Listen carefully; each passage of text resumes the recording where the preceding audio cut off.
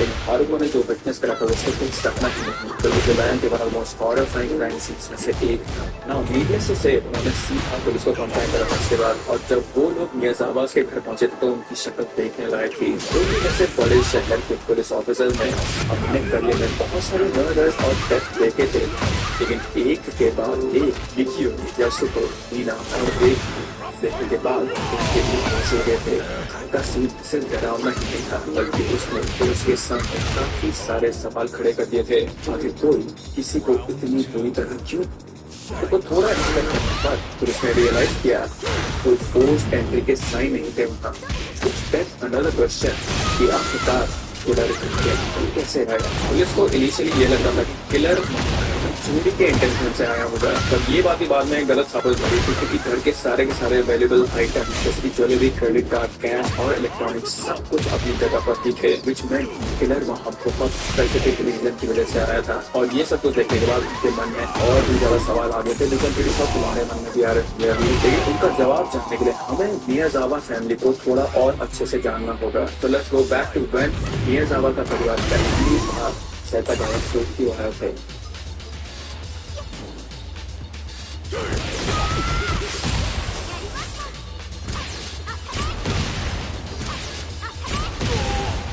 साल 1990 जब मियाजावा family Tokyo के कामी शोशिगाया स्ट्रीट सेतागाया में शिफ्ट हुए थे। सेतागाया उस वक्त टोक्यो की लार्जेस्ट डिस्ट्रिक्ट हुआ करती थी, और ये area one of the biggest residential areas में से एक था, जहाँ 200 से भी ज्यादा फैमिलीज रहती थी। किसी भी टिपिकल फैमिली के लिए ये एक परफेक्ट जगह थी।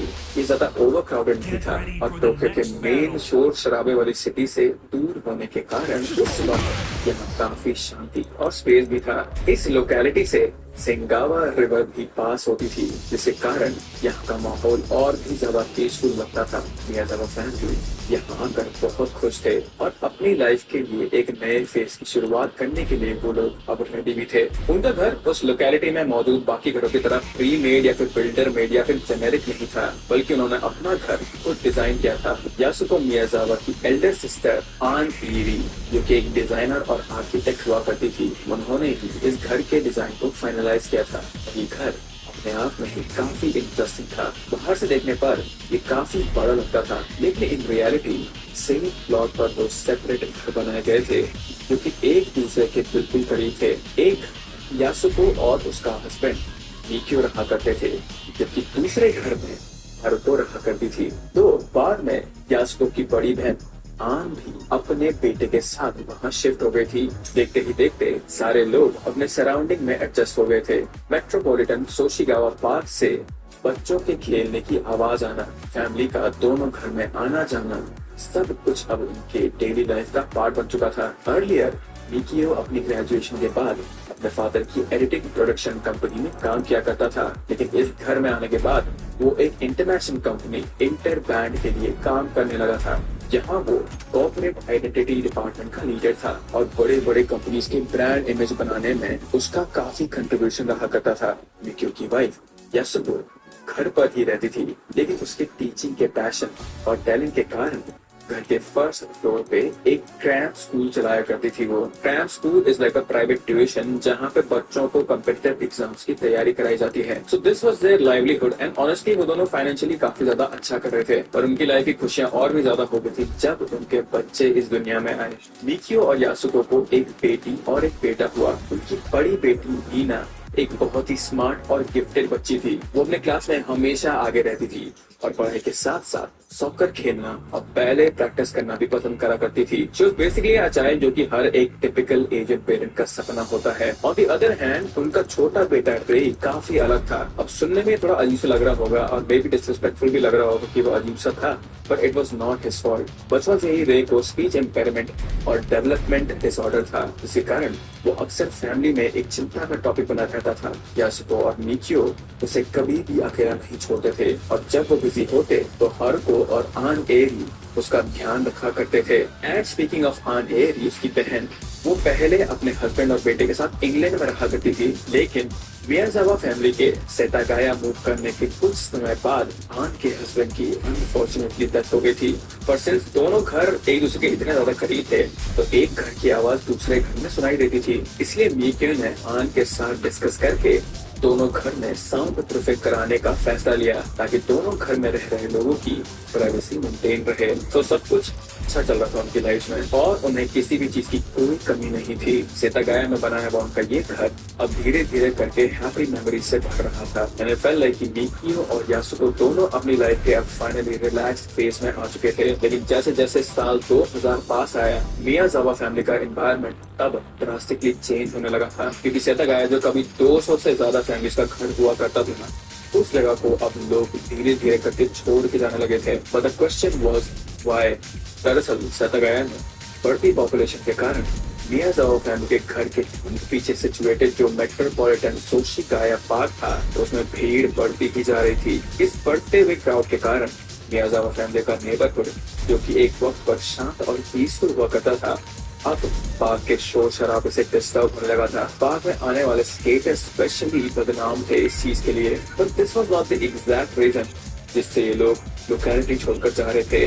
पार्क में बढ़ती भीड़ के कारण वहाँ के जो अथॉरिटीज थे उन्होंने पार्क को एक्सपैंड करने का सोचा था और वो एक एक करके वहाँ बसे सारे लोगों की जमीन को हायर प्राइसेस पे खरीदना शुरू कर रहे थे, जिसके कारण वहाँ के लोग धीरे धीरे करके उस जगह को छोड़ रहे थे। और फिर साल 2000 आते आते पूरी लोकेलिटी में सिर्फ 4 परिवार बचे हुए थे, जिसमें से 2 जो मियाजावा के थे। सोशिगाया पार्क के अथॉरिटीज ने उन्हें कई बारी इवैक्यूएशन के लिए अप्रोच करा था, पर मियाजावा फैमिली हमेशा उनके इस ऑफर को डिनाई कर देते थे क्योंकि यासुको ये नहीं चाहते थे कि उनके बच्चों पर अचानक रिलोकेट करने की वजह से कोई बुरा असर पड़े। मोरओवर इतने सारे साल वहाँ बिताने के बाद उन्हें अपने घर से और सेतागाया से काफी ज्यादा अटैचमेंट हो गई थी, जिसके कारण उनके लिए डिसीजन बिल्कुल भी आसान नहीं था। स्पेशली रे के डेवलपमेंट डिसऑर्डर के कारण उनके लिए अचानक से रिलोकेट करना बिल्कुल सही नहीं था। पर काफी टाइम से डिनाई करने के बाद उन्होंने फाइनली दिसंबर के 2000 में अपना प्लॉट अथॉरिटीज को बेच दिया एंड टू मेक श्योर कि रिलोकेट करने से मीना और स्पेशली रे के ऊपर कोई बुरा असर ना पड़े उन्होंने अपने रिलोकेशन को मार्च 2001 तक डिले करा था, विच मेंट कि उन्हें अभी भी 4 महीने वहाँ पर बिताने थे। नाउ एट दिस पॉइंट वो पूरा का पूरा एरिया किसी घोस्ट टाउन से कम नहीं था और वहाँ लोगों की प्रेजेंस भी तभी फील हुआ करती थी जब सोशिगाया पार्क में पीक आवर में जब वहाँ लोगों का हल्ला आता था बस तब। And this make you wonder कि अगर वो लोग उसी टाइम पे दिसंबर में ही वो घर खाली करते थे तो शायद से आज ये पूरी की पूरी फैमिली बची हुई होती। But anyway New Year Eve के कुछ दिनों पहले से ही मियाजावा फैमिली के घर के आसपास कुछ अजीब सी चीजें होना शुरू हो गई थी, which one could say were the early warning signs कि कुछ बहुत गलत होने वाला था वहाँ। लेकिन उस समय पे किसी ने भी इन चीजों को सीरियसली नहीं लिया and they continued with their life. Just days before their Mikio Miyazawa ने मल्टीपल लोगों के साथ एक काइंड ऑफ दुश्मनी बना ली थी। उसने स्केटिंग पार्क के कुछ बदतमीज टीनेजर्स को कन्फ्रंट करा था। मॉर्निंग टाइम वो उसकी फैमिली के पीस को खराब कर रहे थे। इसके अलावा मिकियो ने जापान के बदनाम बाइकर गैंग ओसोजो के कुछ मेंबर्स को भी कुछ ही दिनों पहले कन्फ्रंट करा था, क्योंकि विकी इनमें से ही कोई एक 30 दिसंबर की रात को उनके घर आया होगा। And this was not the end of it also. चीजें और भी ज्यादा डिस्टर्बिंग होने लगी थी जब यासुको ने एक अनजान कार को अपने घर के बाहर बार बार आते हुए नोटिस करा था। ये कार एक हफ्ते में मल्टीपल टाइम्स उनके घर के बाहर पार्क दिखाई देती थी, which was very odd, क्योंकि वहाँ उनके अलावा और कोई भी नहीं रहता था। It raises the question कि क्या मियाजावा फैमिली और उनके घर को कोई स्टॉक कर रहा था। इससे पहले यासुको ने ये बात अपने फादर इन लॉ के साथ शेयर की थी, लेकिन उन्होंने भी इसके बारे में ज्यादा नहीं सोचा था उस समय पर। इस एरिया में कुछ महीनों से स्ट्रे एनिमल्स किया जा रहा था। पहले तो छोटी इंजरी, लेकिन फिर बाद में ये सब कुछ बहुत सीरियस हो गया था। पुलिस ने ये चीज नोटिस तो करी थी, लेकिन वो इसे किसी चीज से भी कनेक्ट नहीं कर पाए। वो भी मेंटली सेन इंसान आखिर किसी बेजुबान जानवर के साथ ऐसा क्यों करता। हो सकता हो ये किलर का रक्षक हो, बहुत ज्यादा साइकोपैथ जो इतने ज्यादा महीनों से मियाजावा फैमिली को फॉलो कर रहा था। क्योंकि हम लोगों ने पहले भी देखा है बहुत सारे साइकोपैथ और किलर्स को जिनकी टेंडेंसीज होती है ऐसे जानवरों को पहुंचाने की, क्योंकि उन्हें पसंद होता है और लोगों को स्टॉप करना बहुत ज्यादा पसंद होता था। एंड ये वो कुछ इंसिडेंट थे जिन्हें पुलिस ने नोटिस तो किया था, एक्नॉलेज तो किया था, लेकिन कभी भी इनके ऊपर प्रॉपरली इन्वेस्टिगेशन नहीं करी गई थी पहले। But we can not really blame them also, क्योंकि इस केस में इतने सारे लीड्स थे, इतने सारे एविडेंसेस थे कि दे वर ओवरवेल्म्ड। 31 दिसंबर मर्डर्स के बारे में पता चलने के बाद पुलिस सीन पर पहुंची और वो उस घर पर जापान के हिस्ट्री का सबसे एक्सटेंसिव फॉरेंसिक इन्वेस्टिगेशन कंडक्ट करने वाले थे। But before discussing that also हमारा मियाजावा फैमिली के घर का लेआउट समझना बहुत ज्यादा जरूरी है, क्योंकि ये कोई टिपिकल घर नहीं था एंड इट्स थोड़ा सा confusing also to be honest. Early 2000s के स्टैंडर्ड से ये घर काफी ज्यादा मॉडर्न था, उसमें प्रॉपर सर्वेलेंस और मॉडर्न लॉक्स का भी यूज किया गया था। घर के एंट्रेंस के ठीक बगल में उनका पार्किंग एरिया था, जहां से गैराज एक्सेस किया जा सकता था। घर के एंट्रेंस से अंदर आते ही फर्स्ट फ्लोर शुरू होता था, जिसे वो लोग अपने ट्रेन स्कूल के लिए यूज करा करते थे। जैसा कि मैंने तुम्हें पहले भी बताया था, उसमें एक स्टडी एरिया था जहाँ उस रात बीक्यू अपना काम कर रहा था।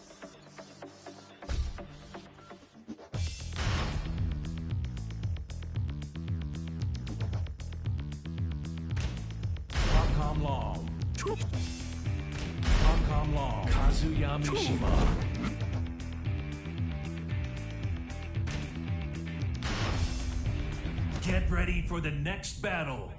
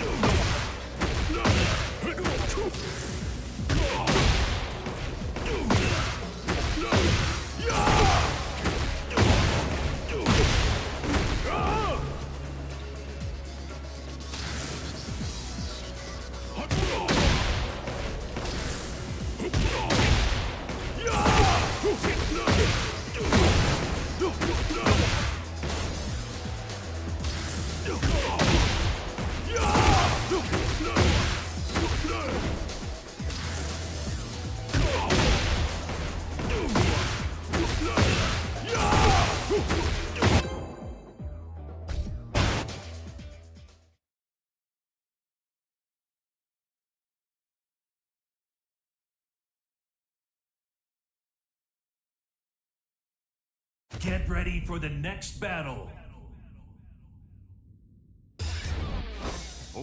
Round one. Fight.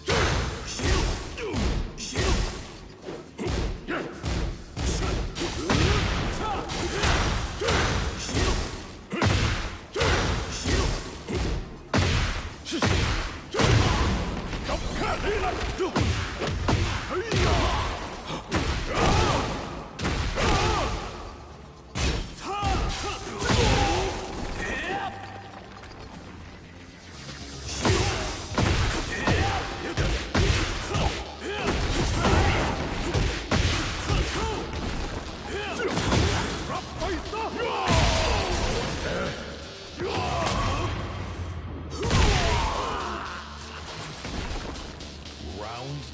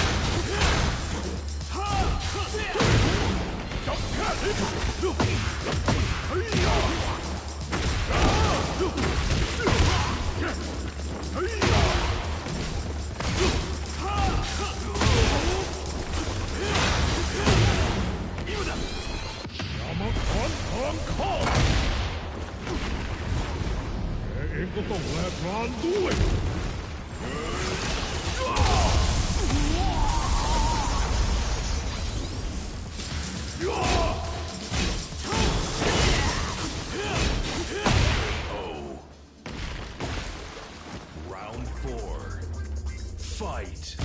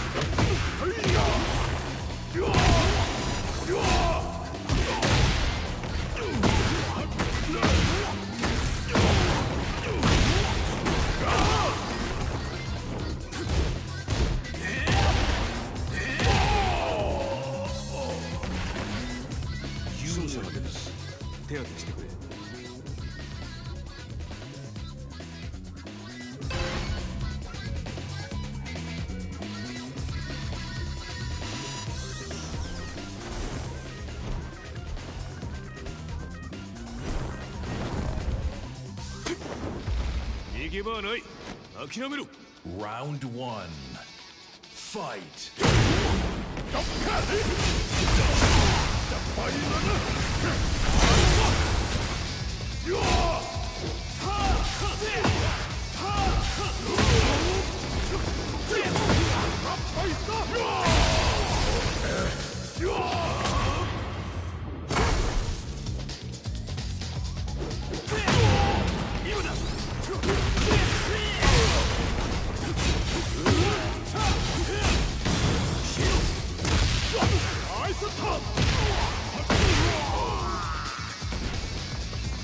Round 2.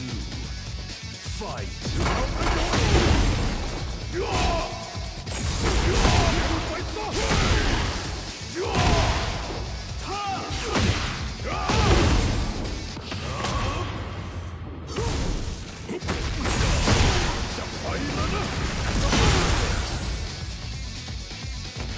Round 3. Fight.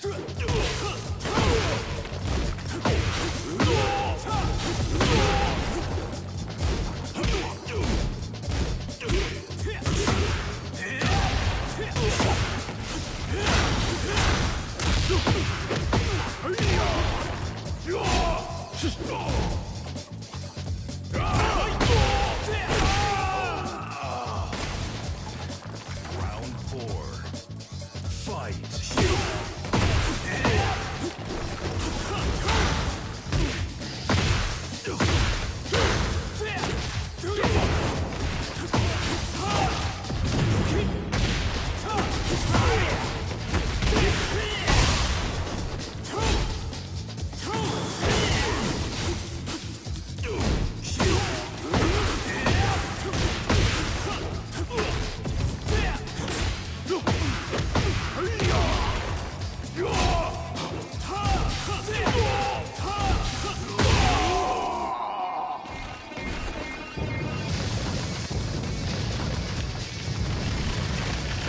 Final round.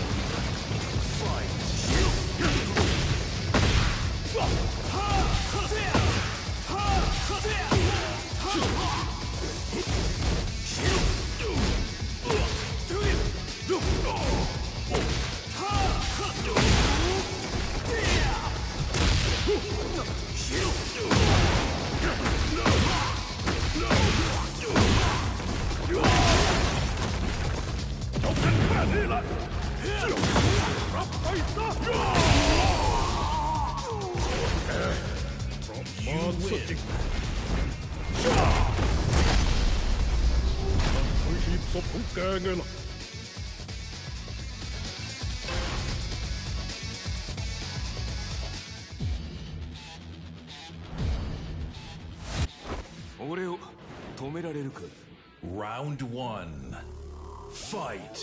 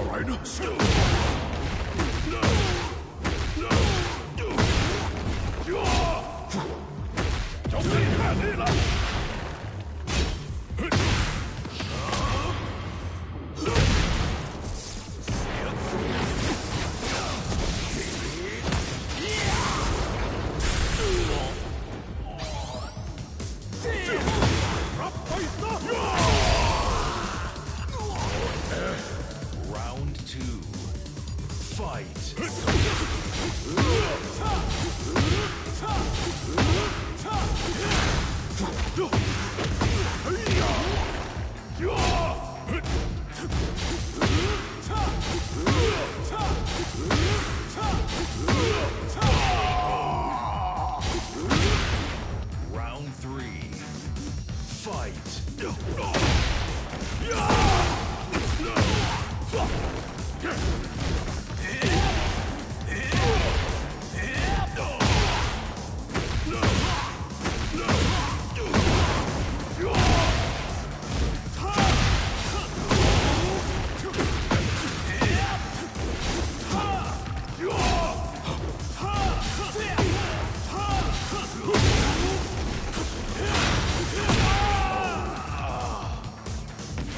Round 4. Fight.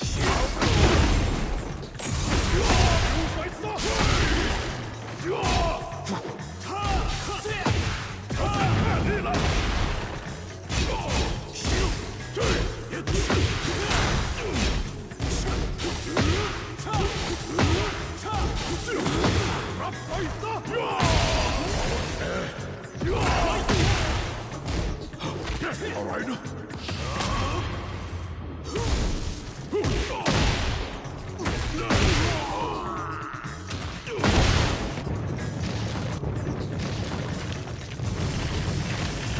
Final round. Fight.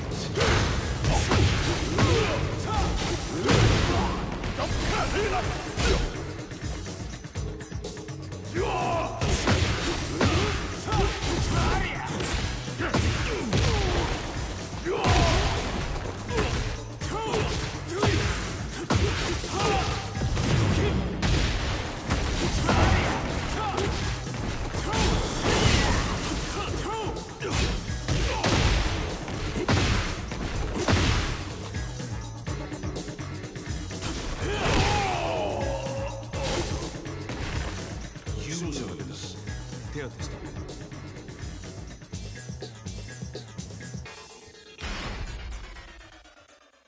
Get ready for the next battle.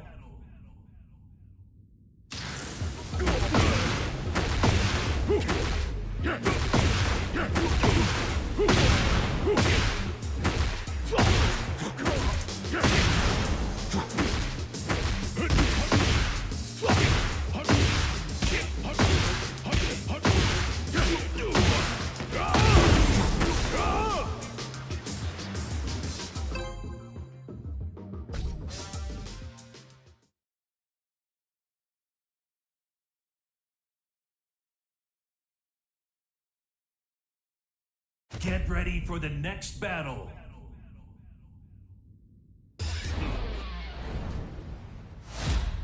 Round 1.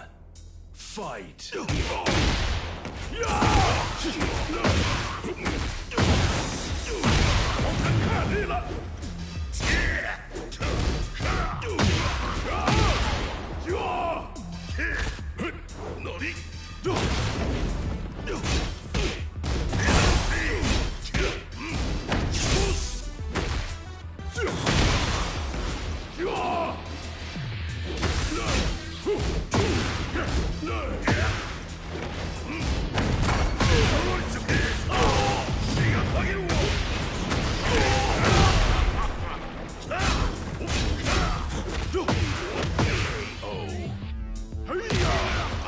Round 2.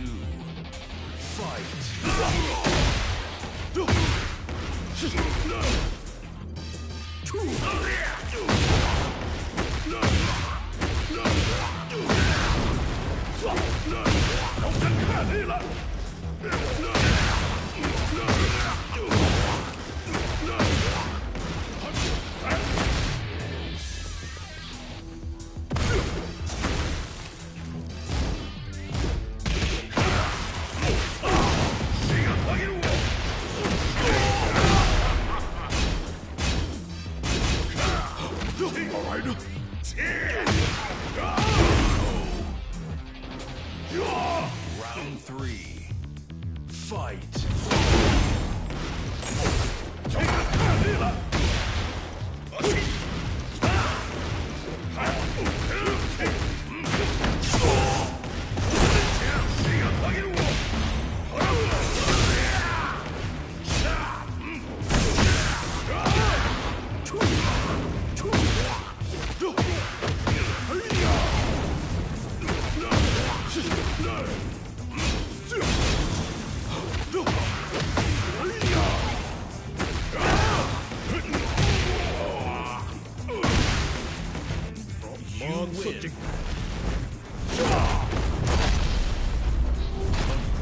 พของแกไงล่ะ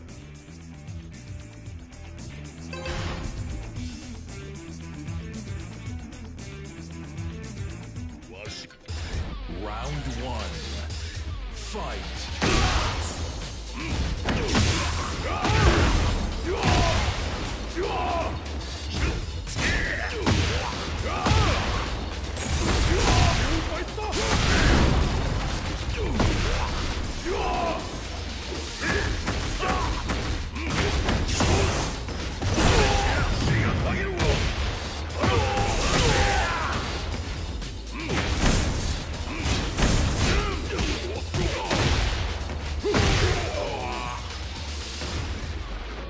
Round two. Fight.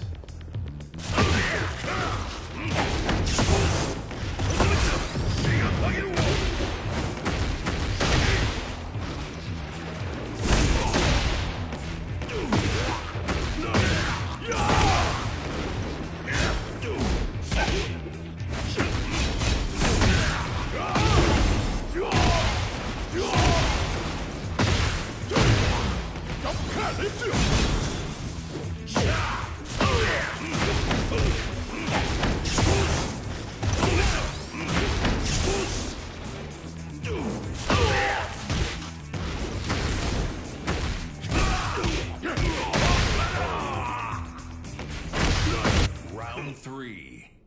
Fight.